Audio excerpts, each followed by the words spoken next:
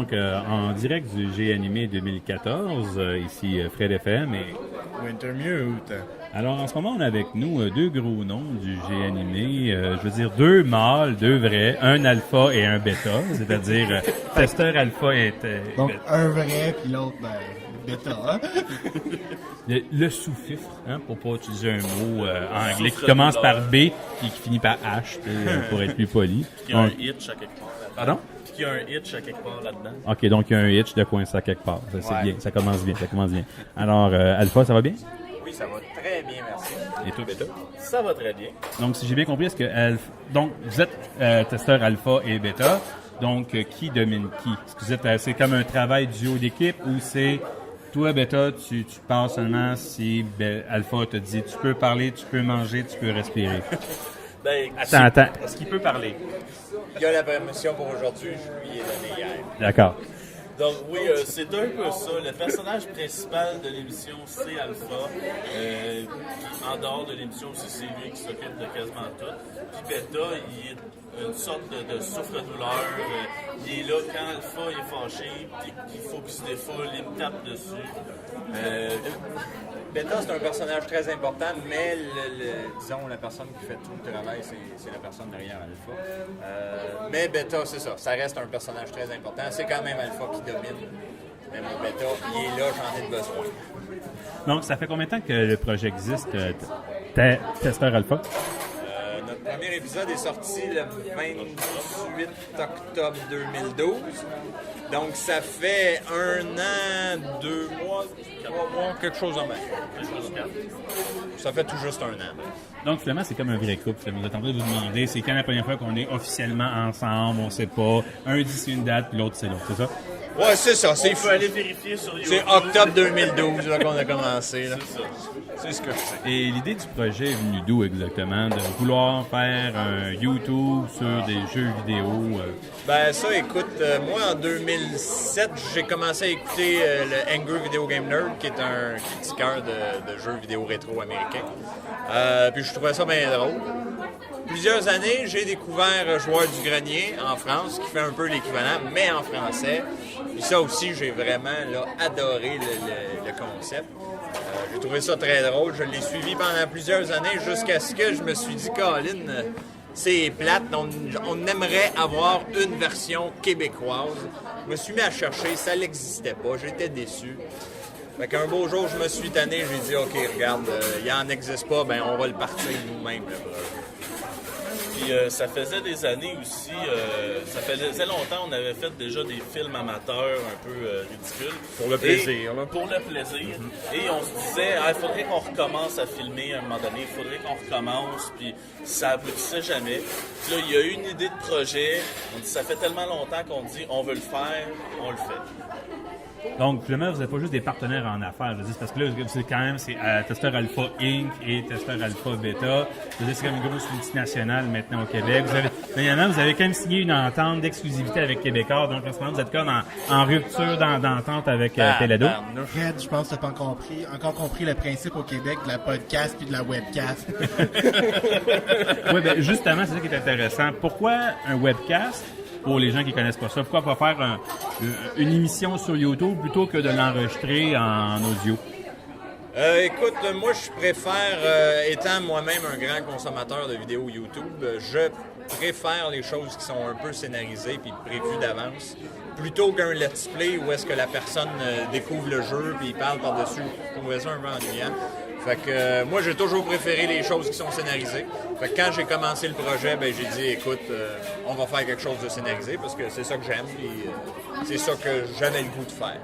C'est ça. Puis Beta, dans les émissions, c'est évident que c'est un grand amateur de François Pérusse, et je le suis dans la vraie vie. Mais on voulait aller dans le gag visuel aussi beaucoup. Se taper sa gueule, c'est drôle juste en audio, mais le voir, c'est autre chose. C'est beaucoup de gag visuel là, qu'on fait qui se fait pas juste en podcast ou à la radio. On peut se comparer un peu à des cartoons comme les Looney Tunes, là, le Coyote puis le Roadrunner. Il y en a un qui se fait tout le temps massacrer, puis il y en a un qui gagne. Ben, ça ressemble un peu à ça. On se tape sur la gueule, là. on n'est jamais mort, on est des cartoons, on résiste à toutes sortes de choses. Il me tire dessus 2 fois par épisode, il me sac une claque, je revole jusqu'en Russie, puis je reviens tout bien correct, puis, comme si de rien n'était. C'est ça, on est des cartoons. OK. Au niveau de la vidéo comme ça, oui, vous êtes les précurseurs au Québec pour le jeu vidéo. Il commence à en avoir plusieurs autres qui commencent à sortir un petit peu à gauche, à droite. Est-ce qu'il y a une communauté qui se run autour du jeu vidéo pour les webcasts ou pas du tout en ce moment? J'ai l'impression qu'au Québec, ça fait tout juste commencer. Là. Si on compare à la France, là, la communauté en France est là depuis un bon moment.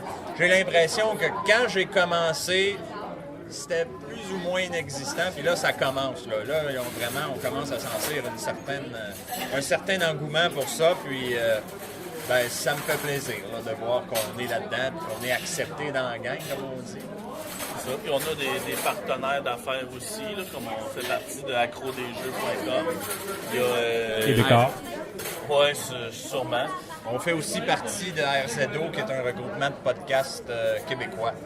Fait que, oui, donc ça commence à bien décoller, là, les projets québécois dans ce sens-là. Donc, on peut vraiment dire qu'il y a vraiment un boom parce que depuis quelques années, justement, si je pense aux Mystérieux Étonnants, pour les plugger, quand même, ça fait 6 ans qu'ils font ça, que c'est énorme.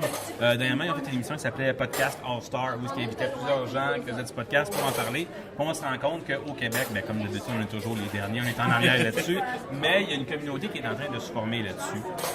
Moi, ça fait genre 4 ans que je fais de la radio /podcast, parce que je suis en direct.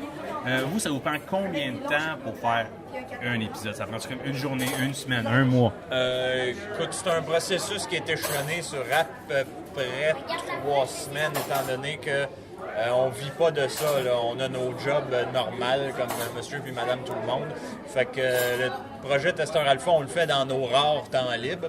Donc, si tu figures qu'il faut que je teste le jeu de A à Z, faut que je l'enregistre, il faut que j'écrive le scénario. Ensuite, un coup que tout ça c'est fait, là, il faut qu'on se donne un rendez-vous pour pouvoir tourner les vidéos.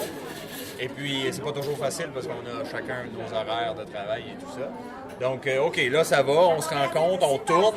Après le tournage, on a le montage à faire. Puis là, le montage, là, ça dépend vraiment d'un épisode à l'autre. Comme par exemple, un épisode d'Halloween, là-dedans, j'ai fait beaucoup d'effets spéciaux. Ça a été long, là. Je crois qu'en tout et partout, ça a dû me prendre 60 heures de travail pour cet épisode-là. Alors que l'épisode d'après, on peut peut-être figurer 30 heures, ce qui est la moitié, là. Donc, ouais, c'est ça. C'est dans les dizaines d'heures échelonnées sur plusieurs semaines. Puis tout mon temps libre passe là-dedans. Je peux pas me permettre de jouer à autre chose. Parce qu'Alpha, je t'entends genre je dois faire ça. Pendant ce temps-là, Beta, il fait quoi, lui? Je fais le bêta. Je le regarde aller, puis je mange des chips. C'est bien, on voit comment ça fonctionne. Fait que techniquement, Beta qui passe pour le sous-fif, c'est celui qui a le gros bout du bâton parce qu'il fait pas grand-chose puis il regarde Alpha travailler. Toujours se méfier de celui qui parle pas. Et voilà. Vraiment, c'est comme toi et moi du temps des gobelins toxiques. Effectivement. Mais le... Ça fait toute la job. Mais le pire là-dedans, c'est que Alpha sans Beta, il manque quelque chose parce qu'il y a beaucoup de blagues que Alpha il a besoin d'être deux.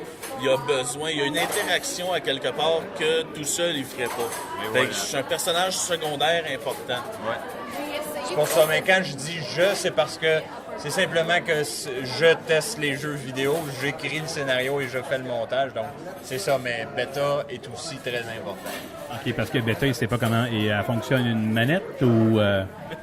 Écoute, c'est une bonne question. En fait, je crois que quand j'ai commencé le projet dans ma tête, j'allais être tout seul. Donc, j'ai commencé à faire ça tout seul. Puis là, un beau jour, j'ai demandé à Beta. Et il m'a dit, ouais, OK, on va faire quelque chose. C'était quasiment improvisé, là, rendu là. Puis là, on s'est posé la question, OK, est-ce que Beta, ça va être récurrent? Est-ce qu'il va revenir à chaque vidéo? Là, finalement, on s'est dit, oui, ça serait drôle. Fait qu'on a décidé de continuer comme ça. Sauf que le travail du vidéo, malheureusement, c'est moi qui me le tape. OK. C'est ça. C'est quelque chose aussi qui est important de garder comme une même vision quand on écrit le scénario. Parce qu'on a fait un épisode que c'était moi qui a écrit le scénario. On a fait une petite raison là, pourquoi c'est pas alpha puis c'est bêta. Puis on voit que c'est quand même différent côté écriture, côté blague. Fait que veut pas, si on veut garder une certaine uniformité entre les épisodes, il faut que ce soit à peu près le même auteur. Et c'est sûr que il m'envoie le scénario aussitôt qu'il a fini. Je le lis, puis s'il y a des jokes que je catch pas ou des jokes, parce que moi, dans mon cerveau, ça tourne tout le temps, OK? Puis il y a toujours des affaires qui sortent. Fait que des fois, hey, tu pourrais dire ça à cette place-là. Il fait ah ouais, c'est vrai. Ou il dit non, ça fait pas parce que plus tard. Mais je fais un gros brainstorm en lisant son scénario. Fait que des fois, le scénario, il modifie un peu, mais souvent, la colonne vertébrale du vidéo, c'est monsieur qui le fait. Donc finalement, ça aurait pu être alpha et oméga finalement, mais parce que vu que tu as eu l'idée, que tu te voyais tout seul, tu as dit, ben tu veux-tu être bêta finalement. Mais moi, ce qui me fait peur, c'est que j'espère qu'il n'y aura pas l'avenir que l'ancien lecteur vidéo bêta, tu sais, qu'à un moment donné, on en passe une relique, puis on a de la misère avec ça. Hein. Écoute, on verra, mais effectivement, comme Beta disait, le scénario que j'écris, c'est vraiment une ligne directrice. Là. On va vraiment osciller autour de ça. Puis souvent, quand vient le jour du tournage, il me sort d'excellentes idées que j'utilise, puis bref, notre tournage en est rehaussé, puis ça fait des meilleures blagues. Mais donc, c'est quand même un travail à deux. Puis là, vous faites quoi exactement? Qu'est-ce que vous allez faire aujourd'hui au Jeux animés exactement? Ah, écoute, on est invité, fait que là, on m'a obligé de participer à plusieurs activités, mais j'y participe quand même avec grand plaisir. Aujourd'hui, par exemple, on va participer au Squelette dans le placard. On va aussi participer au show du Gros Bacca ce soir. On a aussi un podcast avec les accros des jeux. On a quelques entrevues avec des radios. Et puis demain, c'est le clou de notre fin de semaine. Si on veut, on va... Vous allez profiter des fans féminines et dans votre suite à l'hôtel, c'est ça?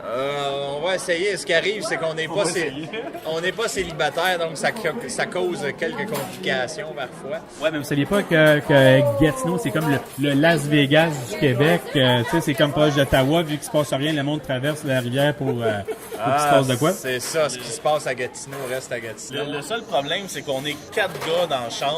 Fait que je suis pas sûr qu'à 8, on serait capable de... Je suis pas sûr que ça marcherait à 8 dans la chambre. Ça serait physiquement difficile, mettons, là. J'embarque pas là-dedans. Moi non plus. Il faut quand même que ça reste correct. Ben, merci beaucoup, messieurs. Ben, merci ça m'a beaucoup. fait Puis, plaisir. où est-ce qu'on peut écouter, à part sur YouTube? Est-ce que vous avez un site Internet? Oui, on a un site internet, www.testeralpha.com. C'est tout ce qu'il y a de plus banal, plus facile à retenir. Tous nos vidéos sont là. Et Facebook, Twitter? On est sur Facebook et Twitter aussi. Tapez Testeur Alpha dans Facebook, vous allez nous trouver. Même chose en Twitter. Ou encore, vous pouvez les trouver sur le site de RZO. Oui, c'est vrai. On vient d'embarquer dans RZO. Ou encore mieux, vous nous trouvez au G Animé de Gatineau. Oui. Merci beaucoup, messieurs.